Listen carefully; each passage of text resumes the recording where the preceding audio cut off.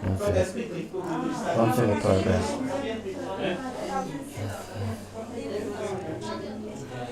Fold to the back, shoulder like me in the front. So right, you got to be right at the back. You're a giant. I'm sorry, go get at the back with your giants here. At the back. I'm going to get you to the back. That's it. I'm mid-level. Put it outside.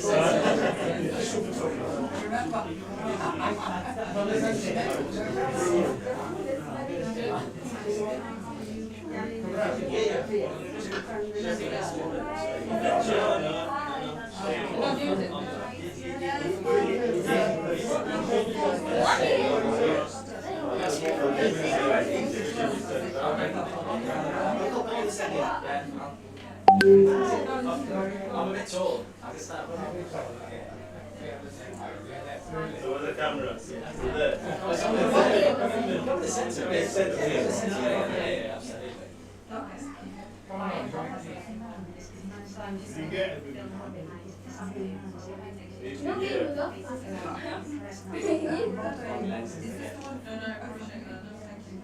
All right, great.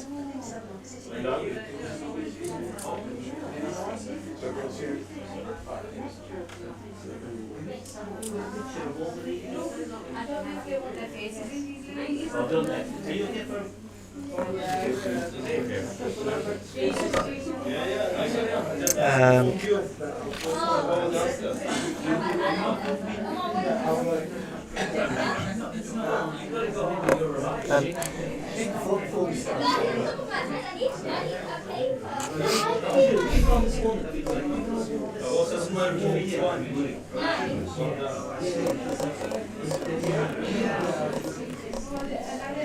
So, like, are you want to visit in 5 minutes? Quite a lot of time. Just as you feel. Okay, I was going to say, practically a speech at 5 minutes.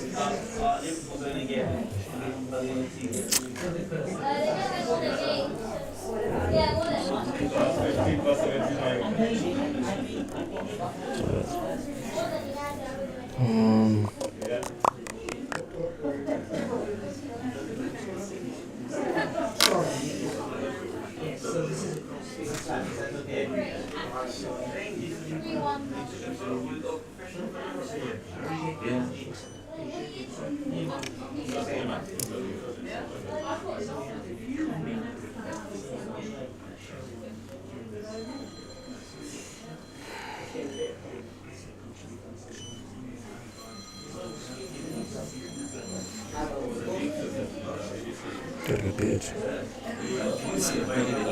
Yeah, okay.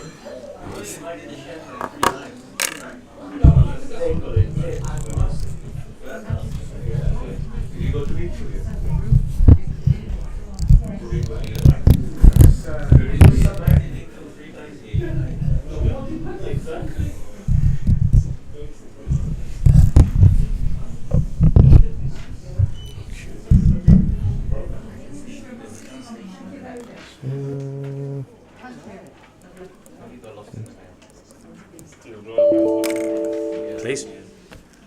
I'm not the one you want, but it's the others, but okay. Yeah. Yeah, happy to start? Yeah. I'll show you in a bit. Yeah. Okay, everybody, can we hear me okay? Sound levels okay? Perfect.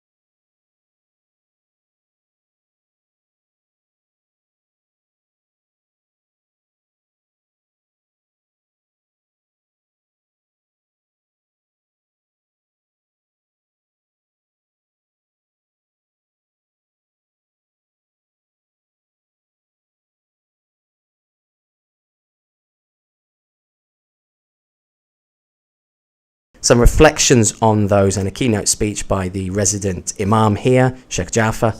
There'll be some lay reflections from the audience here, followed by an interactive Q&A that's going to be finishing up just before the prayer time. A little bit of preparatory time for prayer, congressional prayer here, and you're all welcome, of course, if you'd like to stay and watch. And then the eating, which is the best part of any program, is the eating, especially for us all. So there's a good opportunity then to just be relaxed and be together.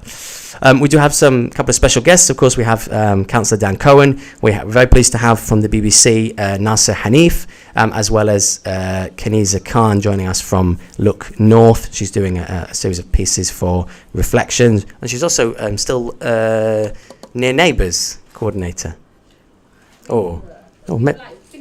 Finish that one. Well Springs Together, also very good.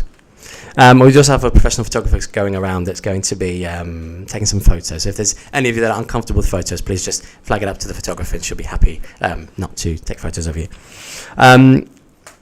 And really, thank you very much for coming, and we're very, very pleased to have you. Just in terms of housekeeping, if you need toilets, the men's toilets are back out towards the door here on the men's side, right the way back to the front door, and it's just before you get back to the shoe rack, it's on the right, and the women's are back through the women's door through there. If you ever do need to leave, please just excuse yourself. Mobile phones, if we can trouble you all to put them on silent. It's a very modern phenomena, as I see hands going into pockets. Before it was never a thing. It was turn off your pages, but now mobile phones to be turned off, or just on silent, just out of no disturbances.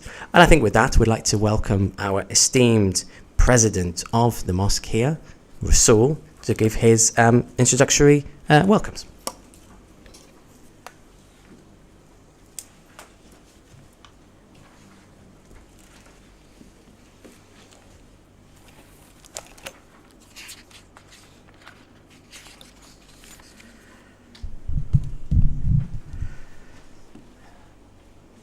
Respected scholars, guests, my elders, sisters and brothers, I greet you in our Islamic way. Assalamu alaikum.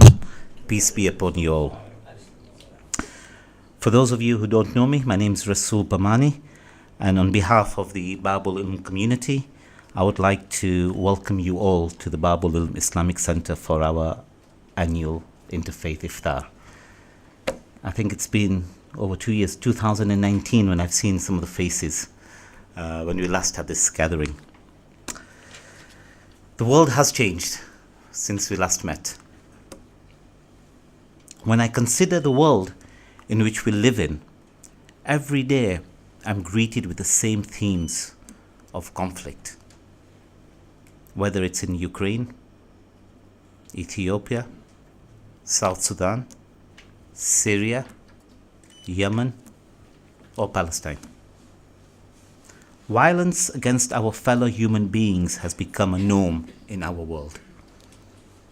Individuals' souls are slowly being blotted out by hatred, where intolerance is becoming an increasingly common.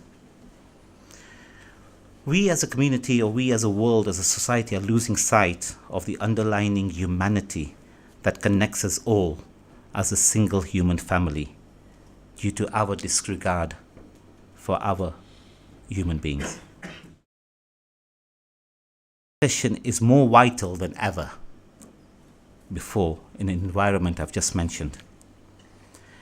It is one of the reasons why so many of you have gathered here today to engage in a conversation. Dialogue consists of ideas, experiences, and the main thing, exchange of critiques. A discussion necessitates hard work, commitment, effort, and most importantly, acceptance on the part of all the participants. And when genuine conversations begin, it is the most powerful tool for eradicating the stains of violence, intolerance, and hatred and disrespect that have been left in so many parts of the world. Inshallah, Sheikh Jafar will facilitate today's discourse on practical conflict resolution in traditions. I hope that the evening will place us better on how we should approach these challenges so that we, as a society, as a community living locally, are not negatively impacted. With that, I'd like to welcome you all for coming and listening, and I hope you will have a spiritually uplifting experience. Thank you so much.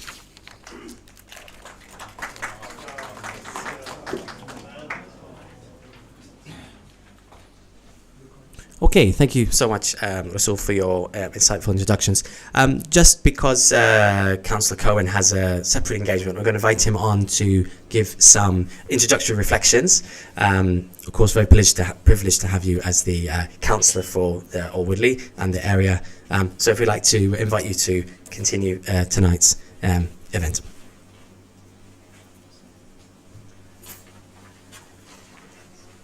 Good scholars, friends, salam alaikum to you all. Peace be upon you all.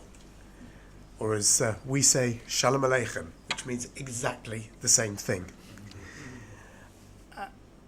Rasul, thank you so much for allowing me to jump in earlier on. I always say to Rasul, if you could possibly give me just a little notice of something, and this year he gave me 5 whole days, which for Rasul is like 4 times the normal notice.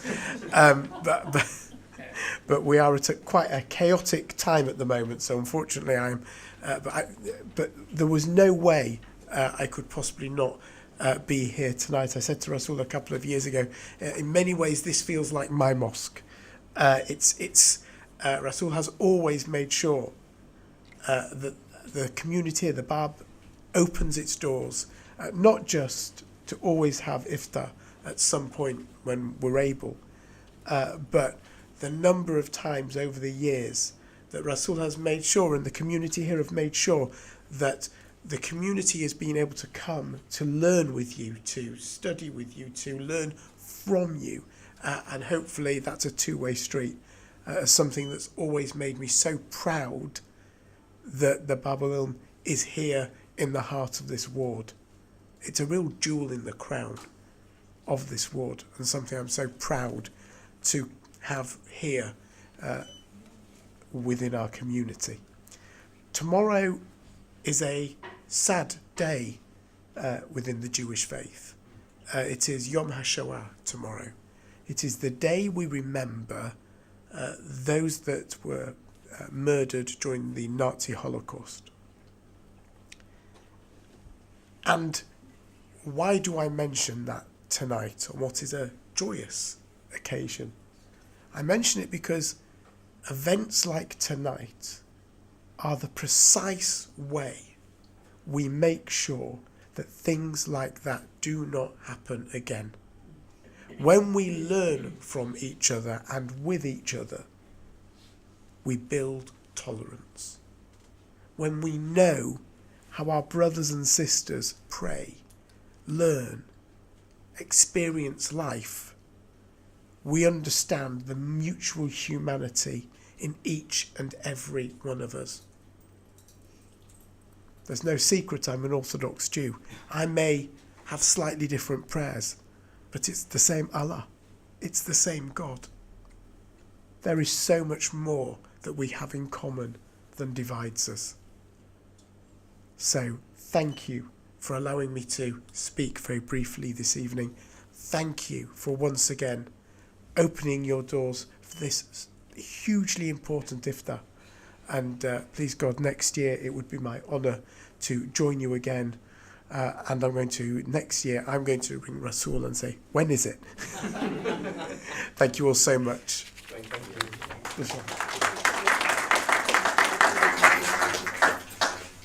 Thank you very much, Councillor. Moving words from someone from across the divide. So now we're going to be having a Quranic recitation. For those of you that should have the handout, the English translation's on the back. So this is from a chapter called Surat Hujarat, verses 6 to 13. We have one of our resident Quran reciters, we call him a Qari, very gifted reciter who's, as you will come to listen, has learnt to the ability to recite in beauty, not just in actuality. So we welcome Qari Muhammad Reza to recite for us now.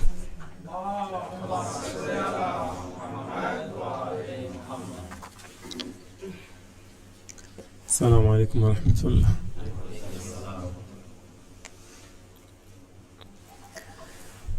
أعوذ بالله من الشيطان الرجيم.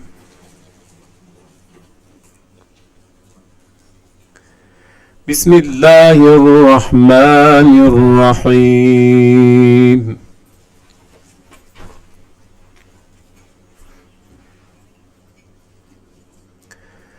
يا أيها الذين آمنوا إن جاءكم فاسق بنبأ فتبينوا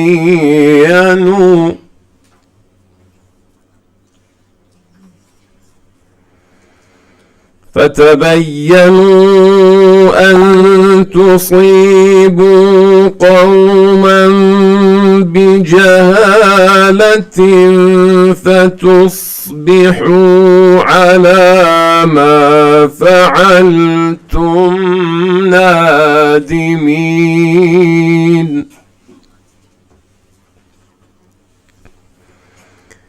واعلموا أن فيكم رسول الله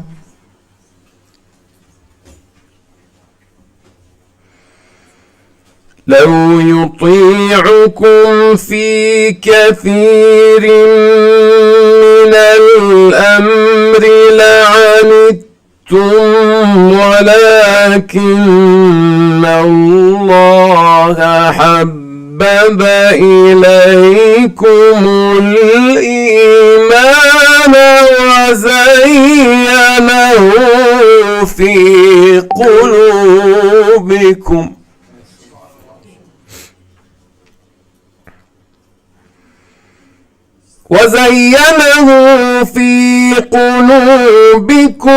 وكره إليكم الكفر والفسوق والعصيان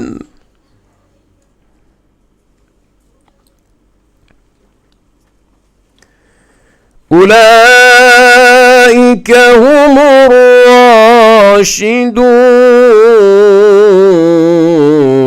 الراشدون.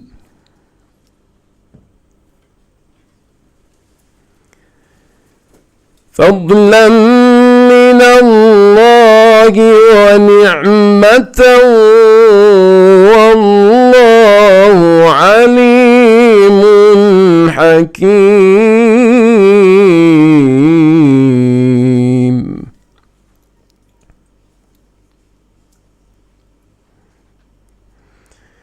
وإن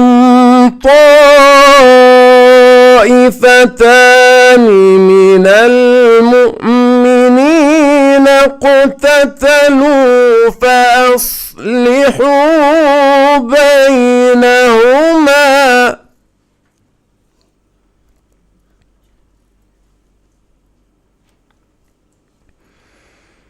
فإن بغت إحداهما على الأخرى فقاتلوا التي تبغي حتى تفيء إلى أمر الله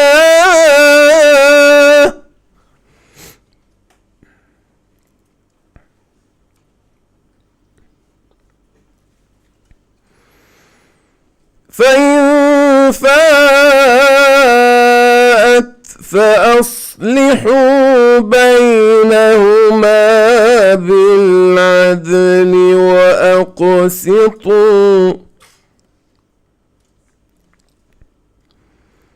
إن الله يحب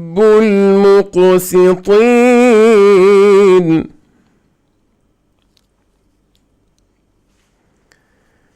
إنما المؤمنون إخوة فأصلحوا بين أخويكم واتقوا الله لعلكم ترحمون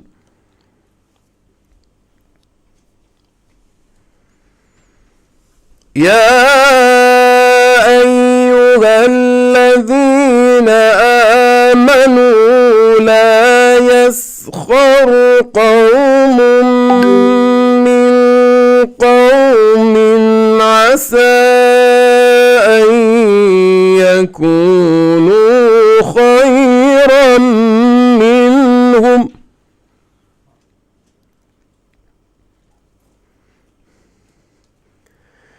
ولا نساء من نساء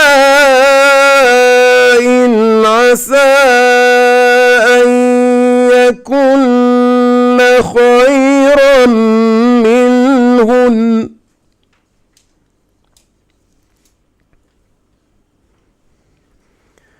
ولا تلمزوا أنفسكم ولا تنابزوا بالألقاب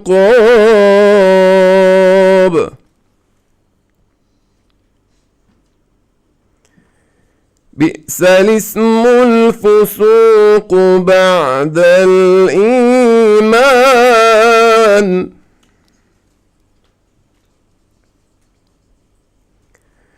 ومن لم يتب فأولئك هم الظالمون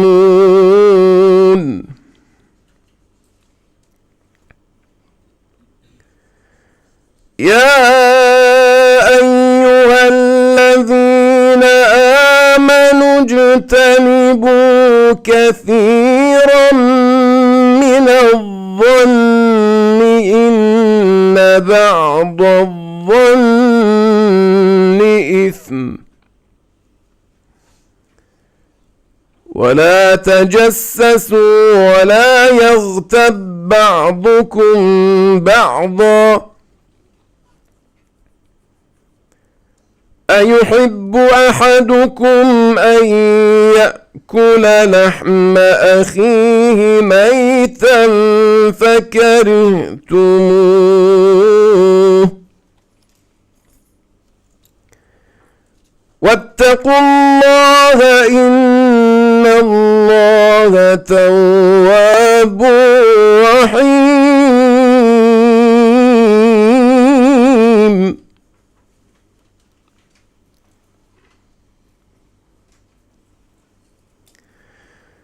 يا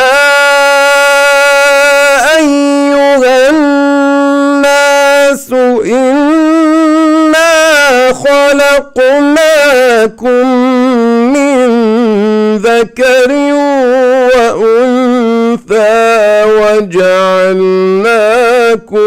شعوبا وقبائل لتعارفوا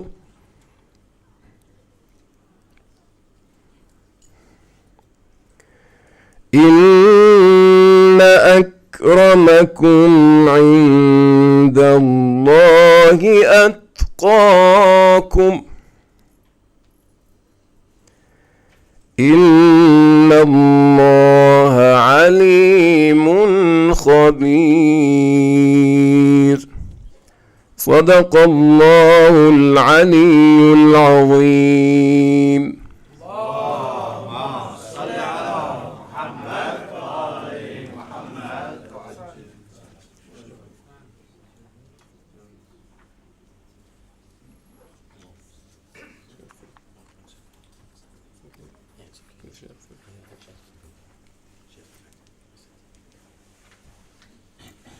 Thank you very much, Qari Muhammad. A most beautiful recitation.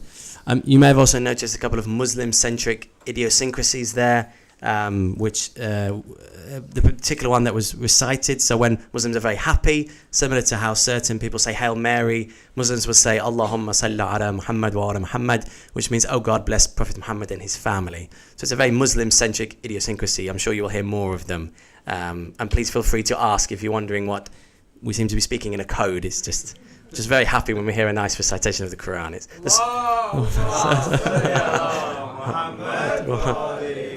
Indeed, thank you very much. So, with that, we're very pleased to have resident alim, resident scholar, the spiritual and religious guide for the centre, Sheikh Jafar Ladik, join us, and we welcome him with a salawat ala Muhammad wa Muhammad. Allahumma salli ala Muhammad wa ali Muhammad.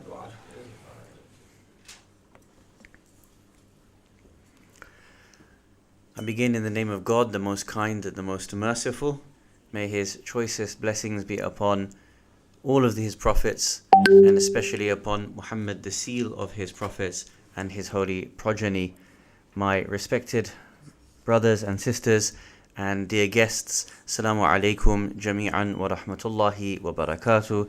Peace and blessings be upon you all, and welcome to the Baab-Ul-Ilm Center. And thank you so much for taking time out of your evenings to join us for this iftar program. Usually it would be annual, but as you know, because of the pandemic, we have had to take a short break. But we're so glad that everybody could join each other again. The verses of the Quran that were just recited for you are the foundation of some of the ideas that the Quran puts forward to help us in practical steps for reconciliation and peace building in a community. If you look across the world, as you heard in Rasul's really insightful opening words, there are tragedies after tragedies that are unfolding in front of us. And sadly, we can almost predict some of those that are going to happen ahead of us as well. For example, we see a terrible war that is happening in Ukraine. And if you look, for example, in other parts of the world, especially in places like Yemen, war on the Yemeni people has been occurring for 8 straight years. And if you can imagine the devastation that has occurred in the last 2 months in our European friends and cousins in Ukraine, you can imagine just a glimpse of what is occurring in places like Yemen after 8 years. The world is in desperate need of not only practical tips and solutions in bringing people together, it is also in desperate need of institutions that are dedicated towards peace building.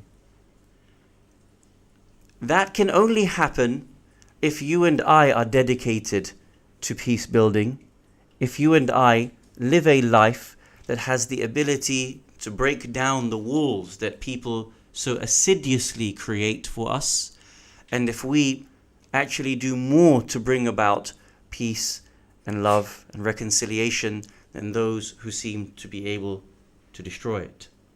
I often say that for every penny you and I spend in trying to reconstruct a better world, sadly, warmongers abroad will spend $1 million to be able to destroy it. That means that every penny that we spend has to go further than the $1 million that they are willing to spend in creating all of the disruption and the harms that are occurring in the world today. That means that our efforts have to go further. The sincerity in our relationships have to go further. And our ability to be able to listen to one another has to go further than what they are willing to spend on destroying the world. As much as we look abroad and we talk about what's happening in Ukraine, or we point to what's happening in Yemen or many other parts of the world, we also have to look close to home, and we also have to be able to look at what is some of the upcoming causes for war and disruption that is going to take place. There is no place for us to hide that when it comes to the government that we have today, it is truly, if not far right, it is on the verge of being a far-right government. If you look at the way in which it has created government-led Islamophobia, state-sanctioned xenophobia, has pitted communities against one another, and has treated those who are the most poorest of our societies, let alone how they treat asylum seekers and refugees. These are the hallmarks of a government that wishes to divide all of us and pit us against one another. Do we fall into those traps? Do we look at the refugee or the asylum seeker as an alien? Do we look at other communities as being people who are against us? Or do we live the values of humanity and God centricity that all of us aspire to have? These are really key questions that you and I need to wrangle with every time we engage with anyone across the political divide. If you look at what's happening, for example, right now in India and Pakistan, politics aside, there's a terrible heat wave, isn't there? 35 degrees, and this will last weeks. With the imminent damages, the present damages of global warming that are upon us, you will see that resources for water and food becoming more scarce will not only drive more refugees and asylum seekers around the world, but sadly, tomorrow's wars will no longer be fought for oil, but will be fought for water resource, pushing and plunging more people into desperation. When we talk about reconciliation, not only is it an urgent feature of the human civilization, it also needs to be on the horizon as to how we can practically change the world in such a way that we no longer cause these divisions that are on our horizon. There is much work for all of us to be able to do. But without us being grounded in those principles, those values, but also those traditions that are steeped in this beautiful learning, we will not have the ability to overcome many of the problems that we are faced together. You hopefully have been printed out some copies of the verses of the Quran. I'm going to read them in English, and then I'm going to mention one more verse and one tradition of the Prophet Muhammad sallallahu alaihi wa alihi, peace and blessings be upon him and his family. And I invite you all to be able to really consider what the verses are saying and what prophetic knowledge is available to us across all of our faiths and non-faiths as well.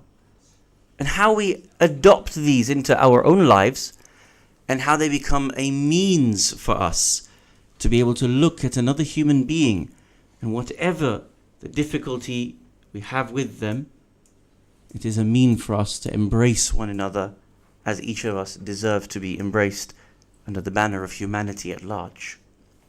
So the chapter that was so beautifully recited for you is from chapter number 49 of the Quran, Al-Hujurat. Al-Hujurat are the chambers, and especially the chambers and buildings that are available to you and I in heaven. And what you'll find is from verse number 6 to 13, the verses that were read out for you in Arabic, these address principles of reconciliation, of building a civilization and community together. And I really invite us to read these verses and think for ourselves where in our own lives we might be able to apply just one of these verses. Where, if we had applied them in a different time, we could have reconciled the differences that were bubbling between certain communities, or even friends or family members or business partners, whatever it may have been that we needed to apply these verses to. So we'll read them together. It's on the screen if you don't have them, if you have the printout, or if you want to just search it on Google, it is Quran chapter 49 verse 6 to verse number 13. We'll read it together. I begin in the name of Allah, the most merciful, the most kind. The verses begin. Believers, if a known wicked person brings you news, don't just believe it, investigate it. Check whether it's true, to avoid harming people out of ignorance and later regretting what you have done. How many people have come to you over time and said, did you hear what this person said about you? Did you see what this person did in your absence?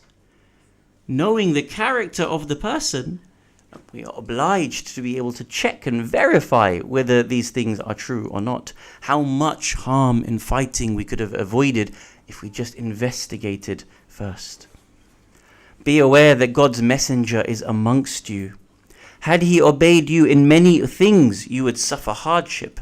But rather, God has endeared faith to you and made it pleasing to your hearts. And he made disbelief and mischief and rebellion hateful to your hearts. Those who act like this, they are truly guided. This is a favor and a blessing from God. God is all-knowing and all-wise.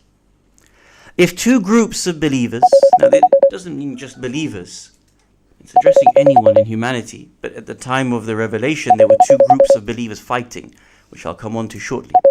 If two groups of believers should fight with each other and try to reconcile them, but if one oppresses the other, then fight the oppressing group until it complies with God's command. Once it has complied, make peace between them, justice, and be equitable in your judgments. God loves those who are equitable. The believers are brothers of one another. So make peace between your brethren. Remain mindful of God so that you may receive mercy. Believers, no man shall ridicule other, for they may be better than them. And nor should any woman ridicule other women, for they may be better than them. Nor shall you slander one another, nor shall you call each other bad names. How bad it is to be called like this, disobedient after accepting faith. Those who do not repent of this poor behavior, truly they are the unjust. Believers, avoid suspicion. Some suspicions are truly sinful. Don't spy or backbite one another. Would any of you love to be able to eat the flesh of his dead brother? From the Islamic perspective, backbiting one another is the equivalent of eating the flesh of your own brother. No, you would hate it. So remain mindful of God. God is the acceptor of repentance, the mercy giver. O mankind, we created you from male and female, and made you nations and tribes. Why? So that you may get to know one another. The best amongst you in the sight of God is the one who is most mindful of God. God is all-knowing, all-aware. So many principles, so many practical tools that God gives to us. But look at the summary of this sequence of verses. O mankind, not O Muslims, O Christians, O Jews, O Brits, O French, O Americans, O Indians, O Pakistanis. No, O mankind, addressing all of us. We have created you from a male and a female and made you nations and tribes. Why? So that you may get to know one another. Not for conflict, not for lauding what one resource has over another, and certainly not waging war upon other nations for the sake of stealing their resources. All of these differences are there so that you may get to know one another and you may get to benefit from each other. This is the Islamic model. Now there's one set of verses, or one verse I want to point out to you. It mentions in this sequence that the believers were having a fight with each other. Verse number 9. If two groups of the believers were fighting with each other, you should reconcile them. In Islamic history, there were those who were the asylum seekers who fled the city of Mecca, as you know, in Arabia, and fled to the city of Medina, also in Arabia, because of the persecution that was unfolding upon them from the pagans, the idol worshippers of the time. In their hundreds they came. In their thousands, many more joined them in the city of Medina. History mentions those who welcomed them in Medina, those who were the denizens of the city of Medina, they welcomed thousands of refugees, migrants from the city of Mecca. And in order to welcome them, immediately they gave 50% of everything that they owned to the migrants. From another city, didn't know any of them, had no family ties, no friendship, never met them once before. But just out of love for those who had to flee persecution and oppression, 50% of all their belongings were given over to the refugees from the city of Mecca. But of course, as they started to live with each other, things started to boil over a little bit. If you give up half your house, if you give up half your business, if you start to merge two people who have no context behind one another, you can imagine, like any normal family or situation or any normal citizen situation, there will be differences of opinion. And what happened? They started to rise amongst themselves, argumentation, disputation. In the Quran, God revealed in chapter 59, verse number 9, one verse telling them how they can reconcile their differences. Practical tips on how they can reconcile their differences. And I want to mention these to you to show you the level of expectation that God placed upon people when they interact with one another, when they fall out with one another, when they find reason for dispute amongst one another. This sets the bar for how we are supposed to interact with one another. The verse in Arabic and then in English, God says 3 principles. Number 1, يُحِبُّونَ مَنْ هَاجَرَ إِلَيْهِمْ. Those in the city of Medina who welcomed the asylum seekers, يُحِبُّونَ مَنْ هَاجَرَ إِلَيْهِمْ. They should love those who have migrated to them. Not like, not appreciate, not look at with some sort of estrangement. Love. You should love those who have migrated to you. يُحِبُّونَ مَنْ هَاجَرَ إِلَيْهِمْ. Second principle, وَلَا يَجِدُونَ فِي صُدُورِهِمْ حَاجَةً مِمَّا أُوتُوا. And if the asylum seekers are given anything by the government to help them back on their feet, those denizens of Medina should not find anything, any envy or jealousy in their hearts for what they have been given. Not an iota. Principle 2. And principle number 3. وَيُؤْثِرُونَ عَلَىٰ أَنفُسِهِمْ.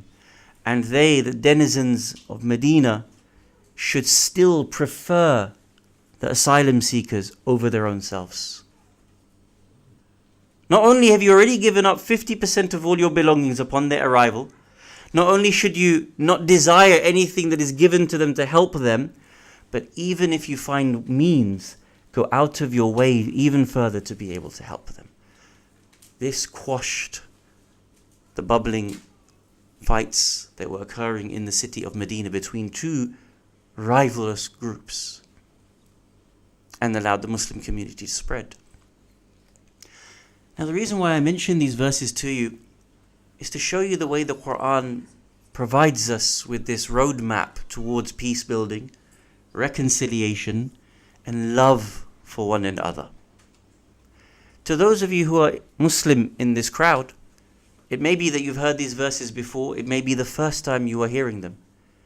Understand the way your Quran and Prophet set about the creation of a society and a civilization that could prosper together. If you are not Muslim, this is how a Muslim should treat you.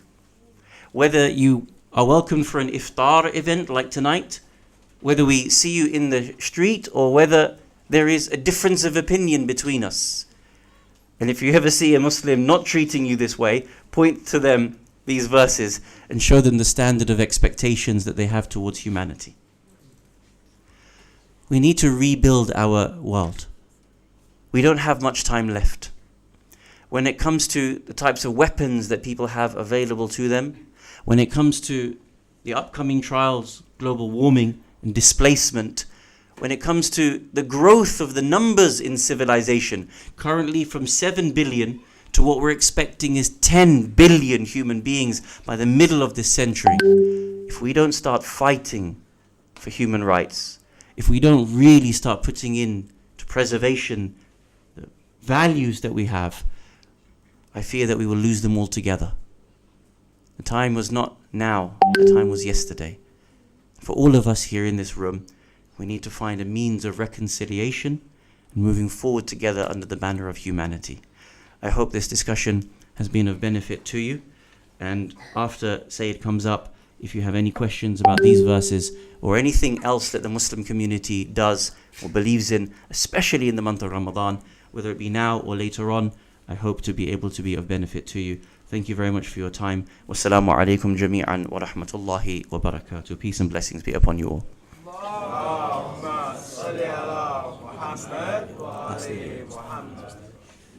Thank you very much, esteemed Imam. Very strong words, and I know definitely that I have a lot to live up to there. So we're doing okay for time. So obviously, iftar time's coming up, sunset's coming up, and for those that would like to be breaking fast at the sunset, the iftar time, there'll be some dates that will be going around. And for those that want to wait until after the congressional prayer, that's also okay. So now it's your turn to give any reflections or any questions for the esteemed Sheikh, if anyone has any. Don't be shy. Shyness is not the thing. I'll start with a reflection myself, actually, just to get the audience a bit warmer. The Sheikh was talking a little bit around the human travesty that is the refugee crisis. And of course, at the minute, it's the Ukrainian refugee crisis. And I remember very keenly when it was the Syrian refugee crisis 7-8 years ago. And I travelled to Lesvos firsthand when it was pretty abysmal. And so I'm a dentist by profession, but I went just privately just to see. I took 2 weeks off work. I just went to see with my own eyes how bad it was. And it was something that still even to today I remember very intensely when you see the horror on people's faces when they arrive on Lesvos thinking that they've found sanctuary, only to then realise it's the start of their journey in Europe. I can only imagine what refugees who are arriving in Calais are potentially being forced to be reckoned with when they're being shipped back to France or when they're being threatened with being taken to Rwanda. You can only imagine the hope in their heart for peace, only then to be dealt the card of terror. And it was a turning point in my life. And from then until just COVID, I used to go to Iraq to do humanitarian work. And the never-ending black hole that was left in that country by previous administrations.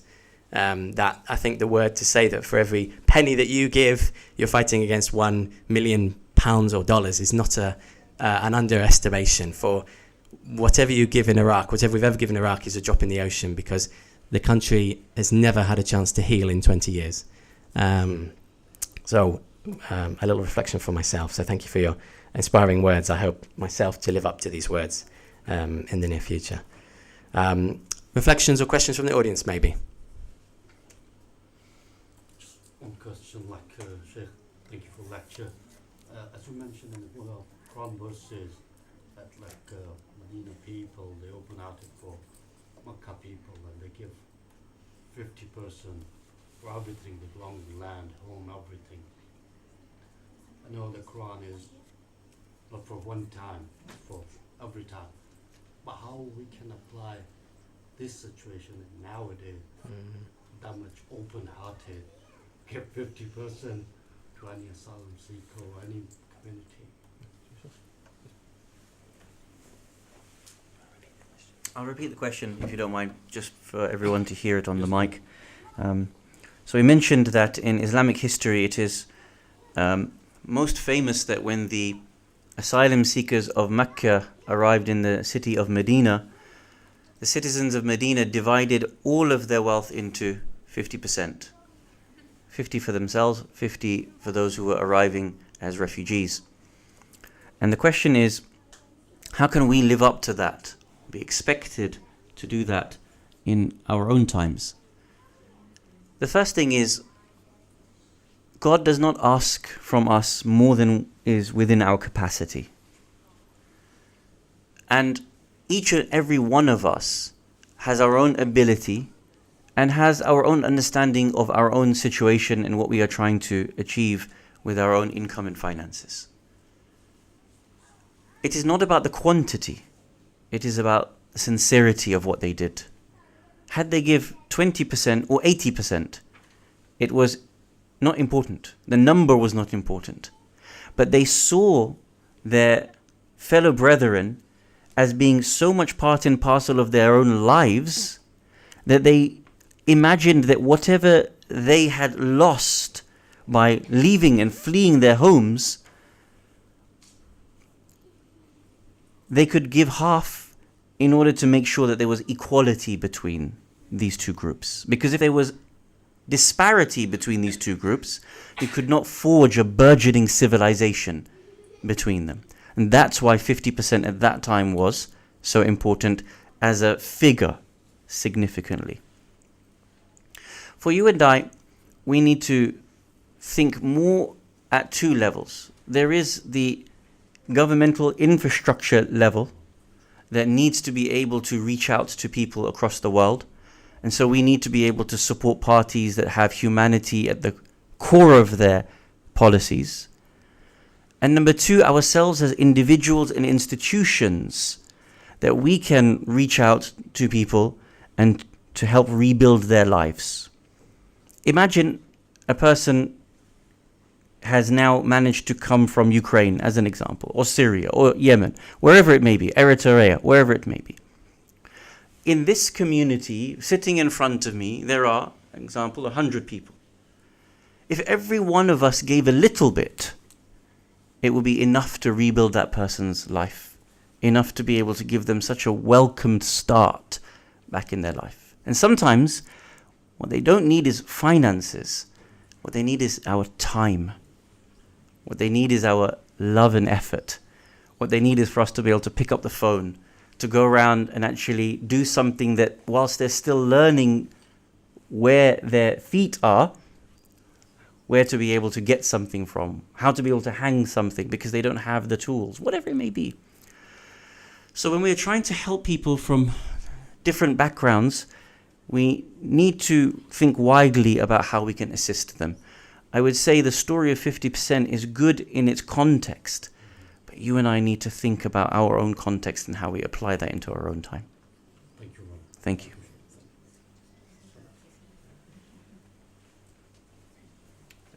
Any other reflections? You know what I'd love to hear is reflections from other faith traditions. Absolutely. Any other reconciliation points? Any other thoughts or reflections from across the divide? Yes. Thank you very much for the question. First of all, I am not a Muslim. Thank you very much for inviting me, and I find this very illuminating and very interesting. I wonder whether Imam sees a conflict in making Allah, or in my case the Jewish God, the focal point for driving standards of human behavior, when actually we hear more and more, at least I do, people saying, how can God allow this to happen? Are people leaving God at a time when and rabbis and ministers of other religions are trying to make God the center point of driving better behaviors? That's a good question. Would you mind repeating? Yes, so thank you very much. Fantastic question. The question is asking about what's the place of God, and God's centricity in one's life and in driving positive moral ethical behaviours, particularly as the global discourse tends to be away from religion, particularly centred, or one of the centred questions is, how can God permit such atrocities to happen in the world? Is there not a clash of values? Is that correct? Yes, thank you. Thank you. What a beautiful question. So, from my humble perspective, and I hope I answer as best as I can, When God introduces himself in the Quran, he does so 114 times by saying that he is Ar-Rahman Ar-Rahim, most merciful, most compassionate. 114 times in the Quran in just this phrase. And then he also has what is known as the Asma al-Husna, the most beautiful divine names. And these names span all of his characteristics and all of his actions. So for example, he introduces himself in the Quran as most loving, or most generous, or all giving, and so on and so forth. From the Islamic perspective, all of the prophets of God have been reflections of God's divine names and God's divine characteristics. And the reason as to why they were so successful in bringing humanity together, why they were so successful in breaking the shackles that were placed upon humanity by various pharaohs and tyrants and kings, was because that they illuminated into humanity those traits that were reflective of God's own traits. So from a Quranic perspective, our task is then to reflect in ourselves those same traits and characteristics from God. Those values are supposed to be universal. You and I don't need to be a believer in God or in a particular faith tradition to uphold those values because they are universal. The freedom that God has given to you and I works on both ends of the scales. I am just as free as I am to use this knife to cut bread with and give it to someone who is in need, as I am free to be able to, God forbid, stab someone with it. God provides us that freedom because I cannot have one without the other. It cannot be that God says, I'm free to be able to do this whilst unable to do this. Otherwise, it will be a contradiction in terms. It will be a contradiction in the creation, in the system that we have in front of us. So with all the tools that we have been provided, and with all the potential that lives within us as individuals and as a collective human body, we are tasked with helping the rest of us achieve that God-given potential. I don't believe that someone who is of no faith or of a different faith is any barrier to me reaching the potential that God has given me or the potential that God has given to them. If these traits are truly universal and truly shared amongst all human beings, what we need to find is a system that can actually bring the best out of us. And sadly, there is too much of the opposite. There are too many systems of exploitation and manipulation and suppression that force people into the opposite, force people into the other side of the scale, where they prefer to use the knife to be able to cut another human being with, metaphorically speaking, as opposed to cutting the slice of bread and handing it out. From my humble perspective, I think God should be at the center of what we are trying to achieve. And even if someone doesn't uphold the same God or name of God, there's no reason for us not being able to walk together in the same direction. I hope that answers a little bit towards that. Can I just reword this question slightly? From our perspective, yes, God is supreme. God give us the way of life. But when you see outwardly, in today's world,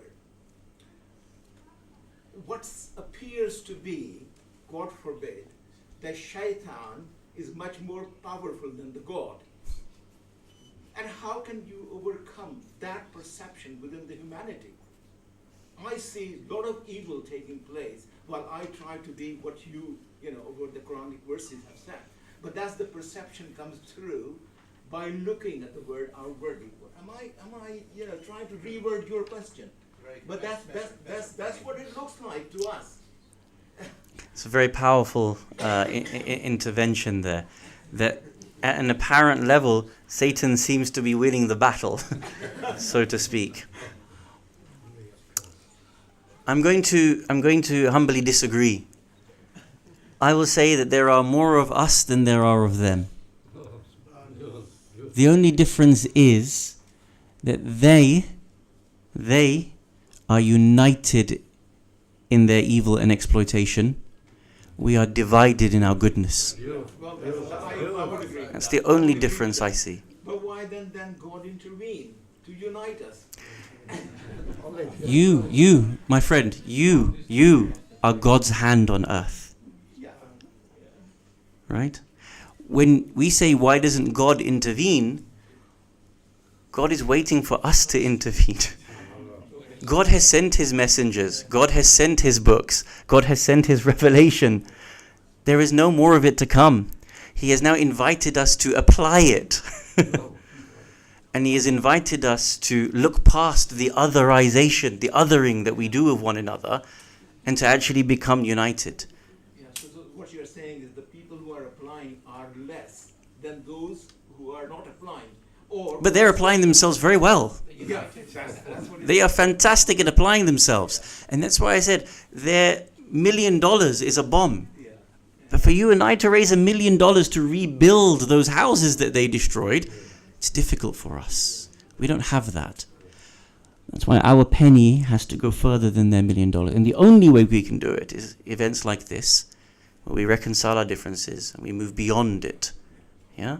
So that's what I think. is certainly the way. Yeah. I hope that helps. All right, shall we take any last thoughts or reflections or questions? No lady reflections from the ladies' side. Maybe they're just brewing their fantastic questions. You know, if you brew your tea too quickly, it's not good. We all know that. We know that. They're brewing for fantastic questions after the prayer, I'm sure of it. Yes, Zina, thank you. So I just guess in the ayat that you read at the beginning, there is an element about if you know somebody isn't a good person yet you believe them, you shouldn't do that because you know. But actually, just relating it to maybe some of the things that are happening in the media, we know that certain people aren't necessarily good people, yet their influence is great in splitting the society. So even though we know certain characters where politicians are actually renowned and have a history of lying and aren't good people, they're still believed. So how do you kind of overcome that? Because they're, like I said, they're hugely influential in the direction. That's a very good question. So the question is, obviously, social media has changed the way that which we look and see certain people. So some certain people are very influential. We won't mention names, but the certain purchaser of Twitter comes to mind today. But that's a separate kettle of fish. And so we would argue, highly negative in their influence. Yet they're being believed for lots of different reasons. So how do we overcome this imbalance between the apparent and the reality? I'll give the floor. And that'll be our last question, I think.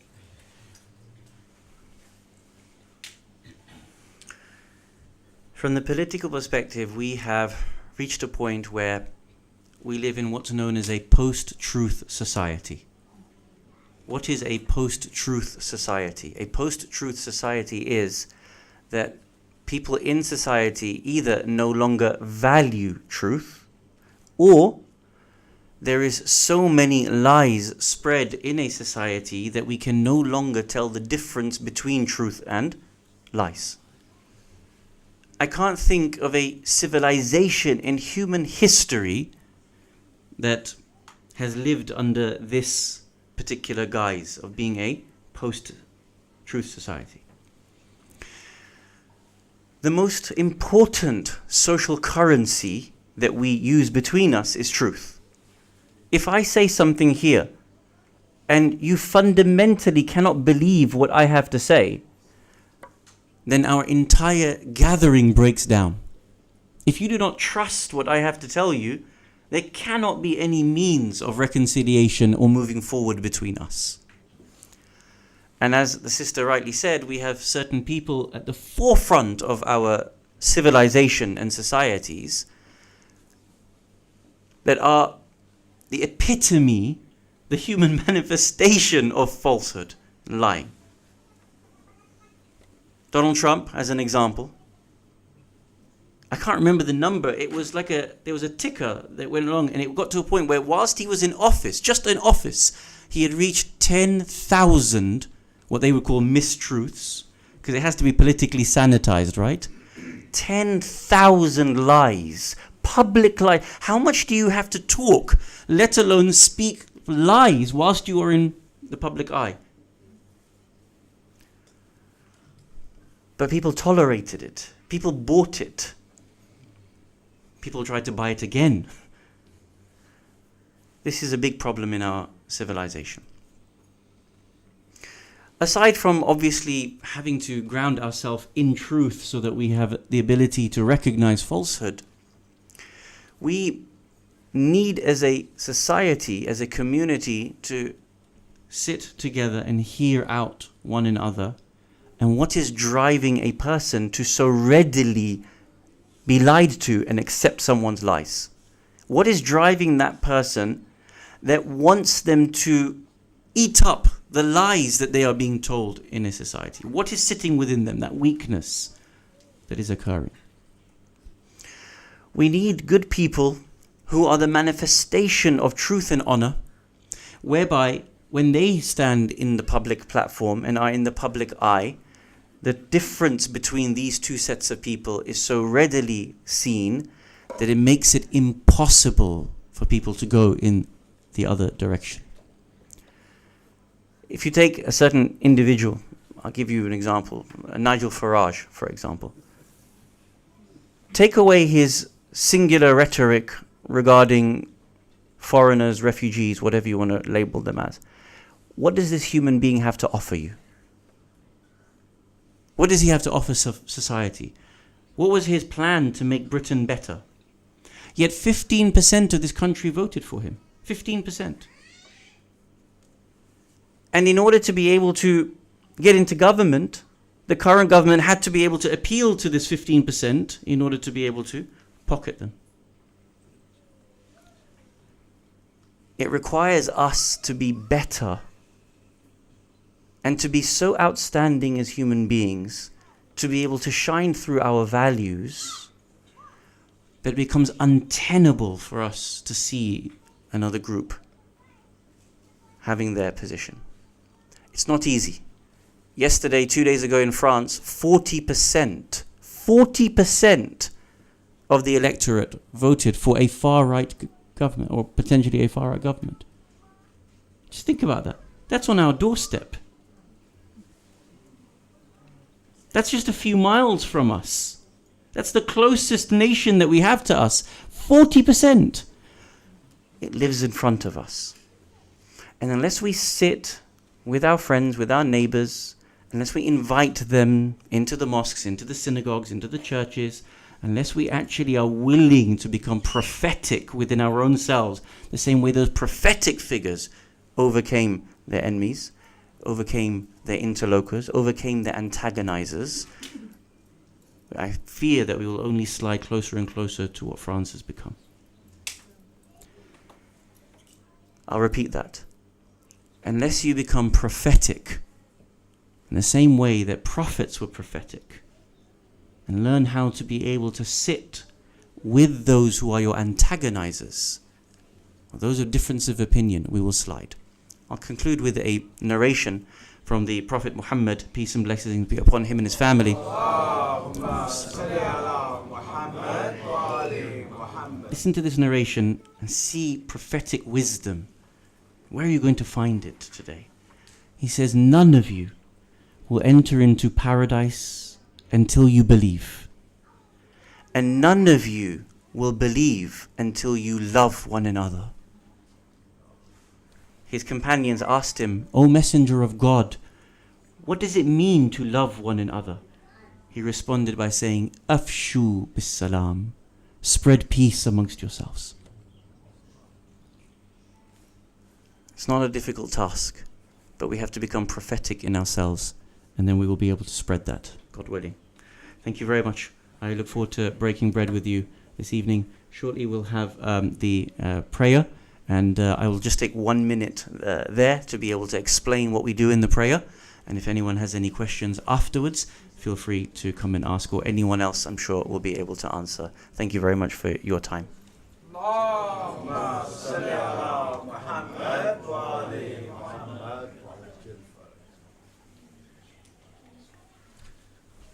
All right. Thank you very much. Thank you, esteemed Sheikh, for your wisdom. Thank you for your thoughts. Thank you for the questions. So we've probably got about 1 minute, so we're going to pray. There are some little things Muslims like to do: wash hands, do ablutions, which is a very funny English word. So for those that need to get themselves ready for prayer, please feel free. The lovely ladies are sitting in the prayer space. I do apologise. So we're going to rehouse you, if that's okay, because we'll run out of space otherwise. The sister at the back will relocate you. And then it's nearly dinner time. So we shall see you all thereafter the prayer in 15-20 minutes to eat downstairs. And we have a delightful menu that's been kindly sponsored and cooked for us today. So with that, we say thank you very much. Assalamu alaikum. Peace and blessings be upon you. Oh, yes. And gents will be in the marquee and the ladies will be in the learning centre downstairs. So the ladies, you've got the warm room. Guys, pack your jackets. It's cold outside tonight.